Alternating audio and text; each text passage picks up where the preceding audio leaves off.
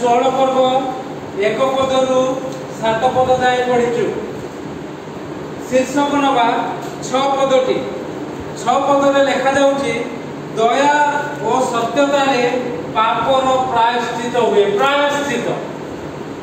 पापर मुक्ति पापर प्रायश्चित करिबा।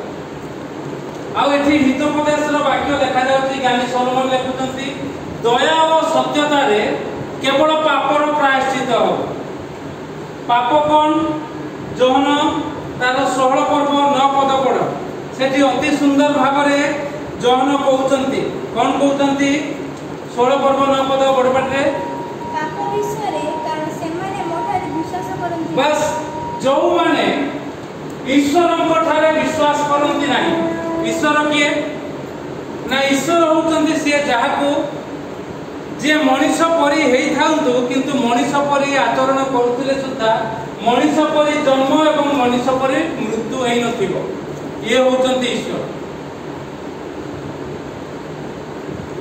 जे ईश्वर को अनेक नास्तिक अछंती ए पृथ्वी रे से माने ईश्वर को विश्वास करंती नाही। से माने ताको कर्म को विश्वास करंती। कर्म ही भगवान। अरे बाबू शरीर अछि बल अछि बोली सिना तमे कर्म करछो। जेते शरीर पड़ी जीवो बल जते बेले चली जीवो सेते बेले को भगवान को डाकिबो तुमे कर्म ही भगवान कहछो परा। बयस बढ़ी गले लोक माने से माने काम करि पारंती नाही ताहले से माने केमति कहबे कर्म ही भगवान। ये सब नास्तिक मानकर कथा छाड़ंतु से किंतु ईश्वर को जो माने विश्वास करते यीशु कहले कोन 16 पर्व 9 पद रे पाप होची ताहा से माने मो निकट रे विश्वास करंती नाही जो माने न करूछन। अर्थात ईश्वर को विश्वास न करिबा ये होची पाप। आउ दया एवं सत्यता कारण स्वर्गर ईश्वर पृथ्वी को आसिले एते दया बहिके आसिले एते सत्यता रे आसिले से सब मनुष्य मानकर मनुष्य मानकु पापरु प्रायश्चित करिबा पई स्वर्गरु पृथ्वी को यीशु नाम रे आसिले। आउ क्रूस रे निजर प्राण देई से लोक मानकु प्रायश्चित कले। आगुरु प्रायश्चित करिबा पई बलि प्रथा चालुथिला हम कि नै पोड़ बलि अर्थात षंड बलि बोदा बलि कुकुड़ा बलि एबे भी कोटी कोटी कुकुड़ा दउथुवे बड़ा मुड़ी पाखरे कुकुड़ा काट दियंती हैं बोदा भी काट दियंती। एठी हमर एठी भी कुकुड़ा काट देकी पकांती मु जानि बलि दिया जाय किंतु प्रायश्चित करिबा पापरु प्रायश्चित ईश्वर को संतुष्ट करिया पई मु पापी लोक आ मु बलि देले मोर प्रभु से संतुष्ट हेबे एथि पई बलि दिया जाय। किंतु दया एवं सत्यता प्रकाश करे ईश्वर तांको निकटरु तांकर अद्वितीय पुत्र जे कि पुत्र ईश्वर तांके पृथ्वी को पठेले से बलि हेले क्रूसरे आ लोक मानकर आपन मानकर मोर सारा जगतर प्रायश्चित करिबा पई आ से विषय साधन करी से मृत्यु भोग कले आ 3 दिन रे उठिले सौदय सरकार आरंभ कले। ए प्रकार प्रायश्चितकारी यीशु को जे विश्वास न करिवो से पाप करिवो। केमिति विश्वास करिवे प्रचारक बिहुने केमिति विश्वास करिवे प्रचार करान कले केमिति विश्वास करिवे आ प्रचारक से प्रकार मध्य निजे जी जान देई प्रभुଙ୍କର वाक्य को घोषणा करिवा दरकार। सेति पई यीशु कहले मते जिए ग्रहण न करे विश्वास न करे जल सुर्जन 16 पर्व 9 पद आ से पाप करे। तेबे ए जगत रे समस्त पापी आउ गोटी ये तो गला ईश्वर को आडू कथा मनुष्य रो कथा टिके देखिबा। जाकुब तार 4 पर्व 17 पद पढ कोन लिखा जाउची जाकुब 4 पर्व 17 पद प्रभु यीशुଙ୍କର शिष्य जाकुब ताहा लिखुचंती कोन लिखुचंती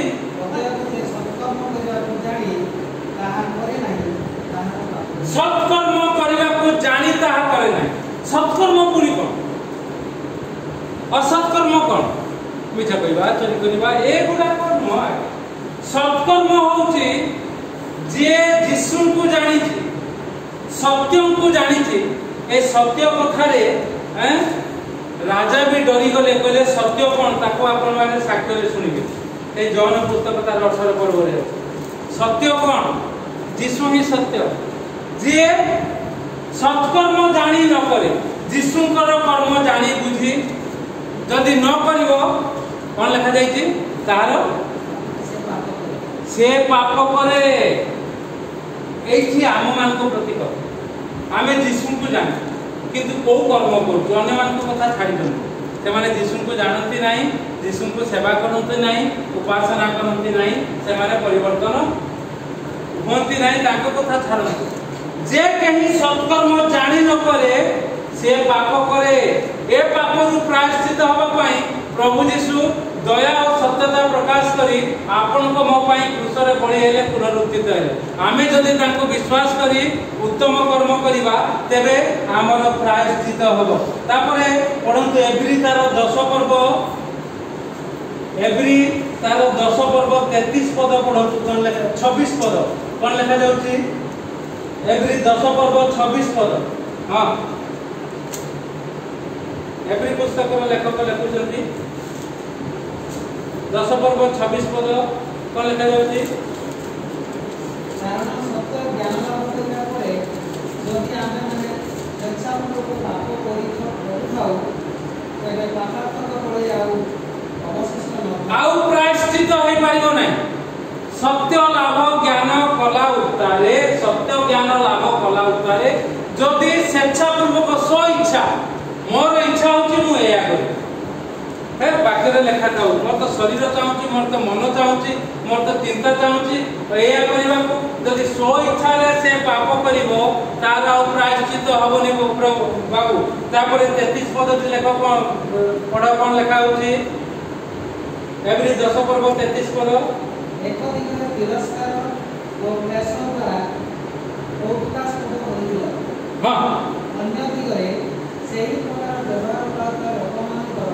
सहभागी होइतिलो एवरी 10 पर्व 26 पढिलो 33 पढलो एबे तो 27 28 टिके पढि दियो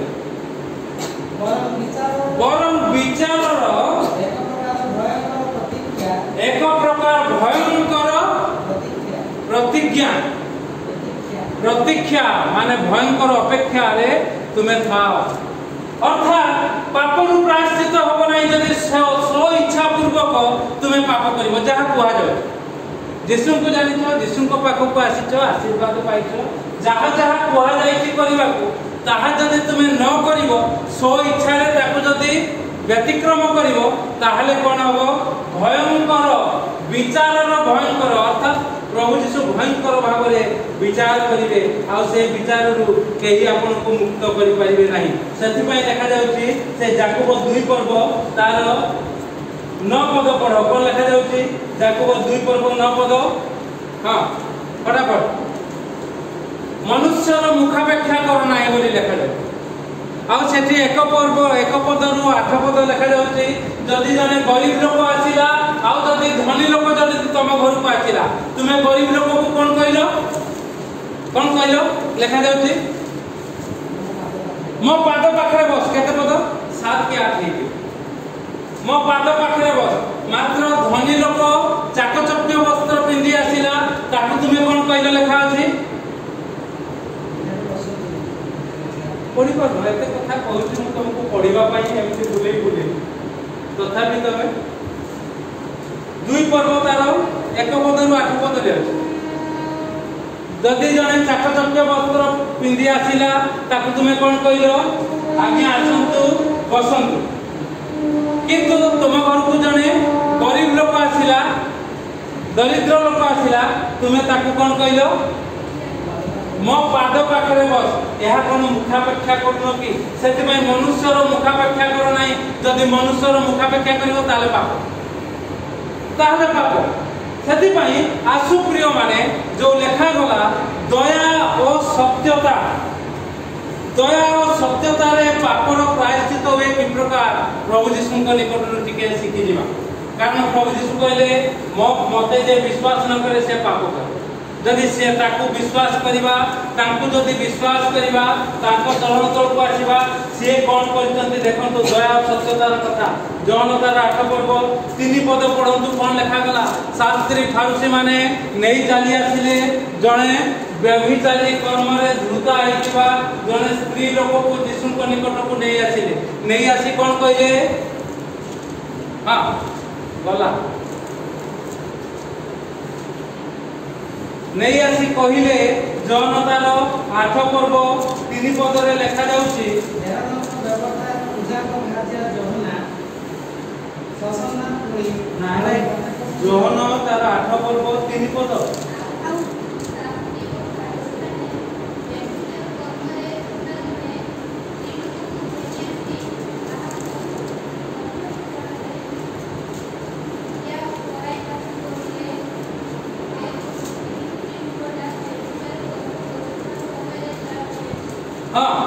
हे गुरु ए लोकटी पाप काम करुवा समय धरा पड़ी प्रायश्चित कौन हो प्रायश्चित कौन ना मशांग व्यवस्था रे लिखा जाइछि एपरी लोक मान को 5 पद पत्थर फोपाड़ी मारिबा को मशा मान को व्यवस्था रे आज्ञा दैछंती आपण कोन प्रायश्चित होचे भूल करिछि पाप करिछि तार प्रायश्चित होचे तार प्राणदंड या व्यवस्था कहूचे आमे पढिले कोन दया और सत्यता रे पापर प्रायश्चित होवे ए माने दया देखि ना जहा लिखा है ता कथा कहउछन आ प्रभु यीशु कहिले ता परे परे से माने जेपरि हां प्रभु यीशु कहिले से माने जेपरि ताको विरोध नहीं आमे पढिबा 7 पदर शेषांश प्रभु यीशु कहले तुम मान मध्य जे निष्पाप से प्रथम रे ताको पत्थर फोपाडू कारण से माने बारंबार पचारुचंती दया देखौ नांती सत्य सामना रे अछंती प्रभु यीशु तांको निकट को आसी प्रकाश करू नांती कहू नांती प्रभु आपको आउ कोन दया टिके देखै होबो कि हैं व्यवस्था रे लिखा जाईची ताकू प्राणदंड करबा दरकार तुमे तो सत्य प्रभु आपको कोन किछि आउ किछि उपाय अछि कि ये मुक्त होई जीवो कि ए दया कथा रे से माने कहि पारु ना सत्य को निकट को आसी किंतु कहि पारु ना आ जते बळे से माने प्रभु चाहुतुले एमान कहंतु प्रभु आउ किछि उपाय अछि कि ए लोकटी को मुक्त करा जाय पारिबो कि ना पत्थर फोपाडी कि मरा जाय से माने प्रस्तुत हेई कि अछंती पत्थर फोपाडी कि मारिबे पुनः पुनः पचारुचंती 7 पद देखिबे आउ पुनः पचारिबारु बारंबार पचारिबारु यीशु कहले तुम मान को मध्य जे निष्पाप से पत्र प्रबल अर्थात समस्त जगत रे पापी देवठु मानव समस्त जगत रे पापी किए प्रायश्चित करि परिबो कहा द्वारा प्रायश्चित हो सेथि पई प्रभु यीशु एक कथा कहिले आउ से अधमुख होई भूमि रे तळ लेखिबा को लागे ते जानिले आपको अनेले माने लज्जा अपबोध करिवो से तळमुख होई तळमुआ होई से लेखिबा को लागिले आ लेखा जाउची 9 पद रे ताहा सुनी कोन लेखा जाईची बड़ थारु सान समस्त बड़ बड़ पत्थर सान सान पत्थर धरि के आइबे त कोन भाई चढ़ई शिका के आ एई आकु मारिबे कारण व्यवस्था रे लिखा है हजार हजार लोक होइथिबे पत्थर फोपाडी की मारिबे केमती मरिबो ना मजा रे मरिबो ना ए माने देखिबे किंतु यीशुंकर ए पदिए दयाल कथा सत्यतार कथा रे कोन हला जन जन होई बाहरी जीवा को लागिले आउ केवल यीशु आ मध्यस्थल रे से व्यभिचारी स्त्री लोकटी थिला आ समस्त जने जने जने जने जने जने विदाई शेषे रे यीशु कोन कहिले यीशु मुंड उठेले आउ कहिले गो नारी ताकू संबोधन कले गो बोली से माने पत्थर फोपाडी आनथिले ये ताकू आदर करचंती हैं हमर एपटिया भाषा रे कोन को कहै जाय पारे हमें तो गो कहू ना हमें कोन कहू कोन कहू स्नेह रे प्रेम रे हैं आम भाषा रे तुम भी कहि पार ठीक है तबे से कहले गो नारी से माने कहंती केही कोन तुमको दंडनीय बोली विचार करे नहीं केही कोन दोषी कले नहीं समस्त कोन दया सत्यता देखाले अर्थात प्रभु यीशुंकर कथा से लोक मानकु जो माने पत्थर फोपाडी को आस्तिले से मानकु दया और सत्यता प्रकाश करबे सेमाने काकू बद्ध करि पारिले नाही शेषे प्रभु जीशु कहले मु मध्य तुमको दंडनीय बोली विचार करू नाही जाओ आज ठारू आउ